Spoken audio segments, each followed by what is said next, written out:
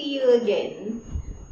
Today, I'm going to tell you 2 chunks of information.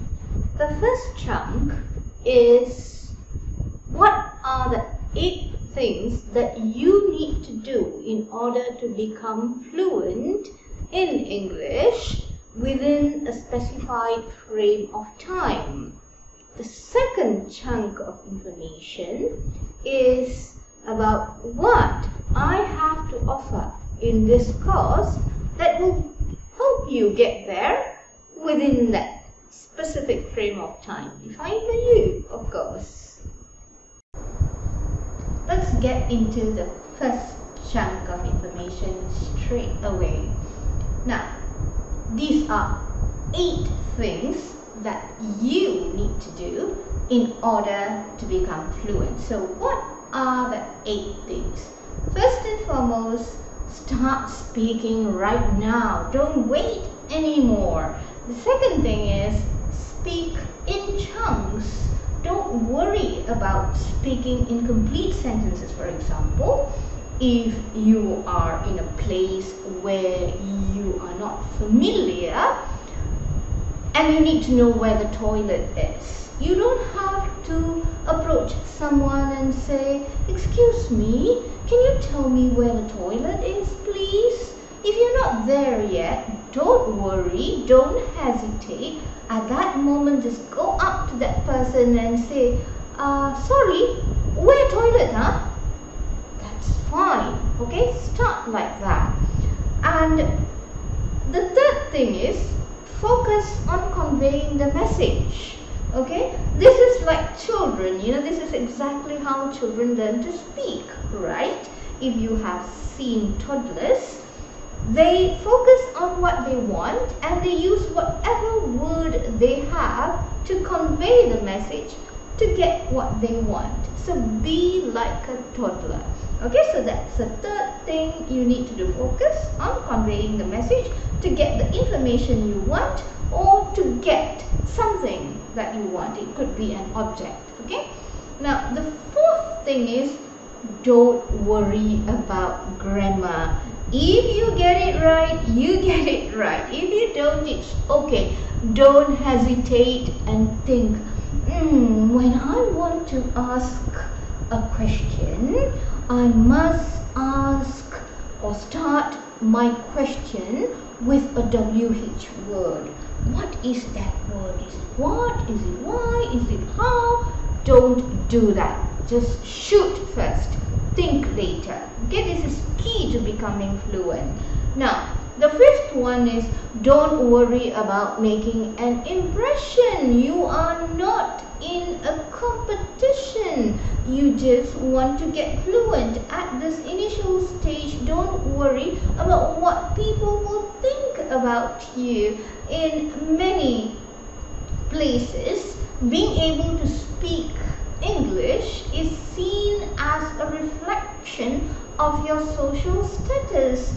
Now, get rid of that thought in your head because English is just another language. I lived in Slovakia for a long time and I didn't know how to speak Slovak, and I only got better when I stopped worrying about the impression that people would get about me, and that was because I was confident who I am. I'm a teacher, I am a professional, so I don't have to worry about making a mistake. When you stop worrying about creating an impression or making a mistake, then you can speak more confidently. So if you don't know English, it's just a language. It doesn't say anything about you, about your social status or your education. No. So don't worry about the impression that you give people if you speak English with mistakes. Okay, don't worry.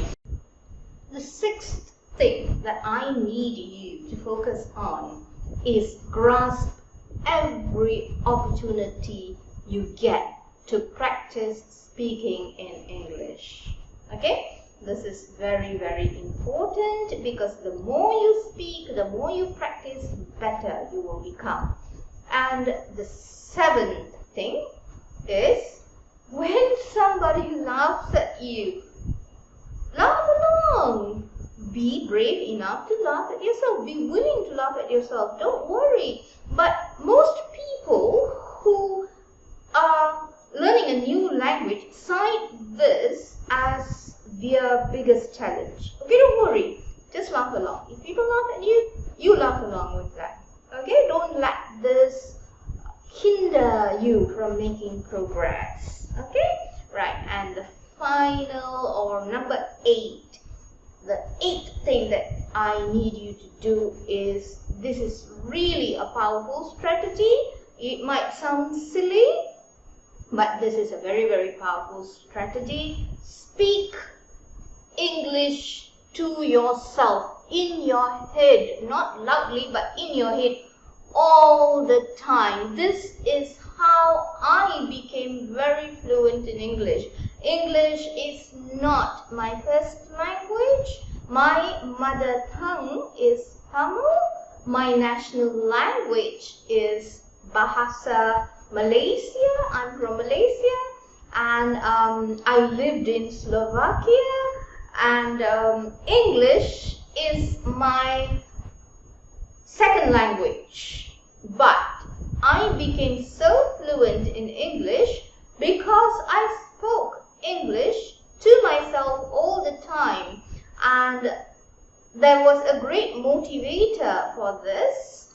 I started doing this at the age of 12, and very quickly, by the time I was 15, I was a top student in English in my school. I was winning awards, writing competitions, and all of that. Yeah, so it only took me about a year and a half to become really, really fluent in English speaking.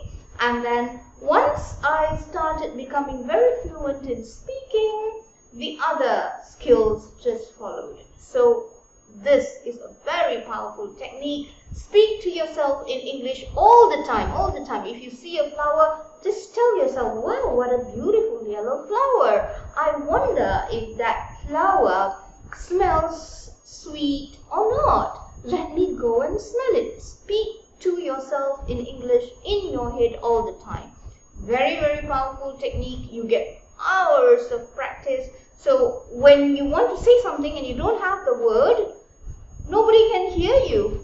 So you make a mistake. Speak anyway, and then go and look it up in the dictionary. Yeah, you have a thought. Look it up in a dictionary and form that thought in your head. This is a powerful strategy to learn English. So do these 8 things every day and see what happens. Right. Next, what do I have to offer you that will help you along in getting fluent in English, apart from doing these 8 things? Let me tell you what I have to offer you. What I have to offer you is a course, and this course is designed based on certain assumptions about you, the learner. So the assumed learner characteristics are that you are a beginner at speaking and writing, you have elementary mastery of vocabulary and grammar, and you are intermediate at listening and understanding. What this means is that you have been exposed to English language, but you have been absorbing a lot passively, and therefore you are able to listen and read, and you understand a lot of the things that you hear and you read. It's just that you're not very advanced with your speaking and writing. You also do have some vocabulary. Yes, so you do have some vocabulary and have mastered some grammar. So this is the assumption, right? Next, the course structure. The course is divided into levels, units, and lessons. Let me tell you about each one of them now. Each level has multiple units, and each unit has one theme, multiple lessons inside them. There will be an end of unit test, and there will be tips and strategies offered interspersed within the unit, interspersed between lessons, and there will be fun activity in each unit. Each lesson will center around a situation that fits into the theme of the unit. It has grammar components, words, phrases, and sentences that befit a situation are offered. Practice opportunities will be offered in each lesson. So, that's briefly what I have to share with you today. If you like this course, like, subscribe, join me, and become fluent within a frame of time that you decide on. Bye! See you again soon!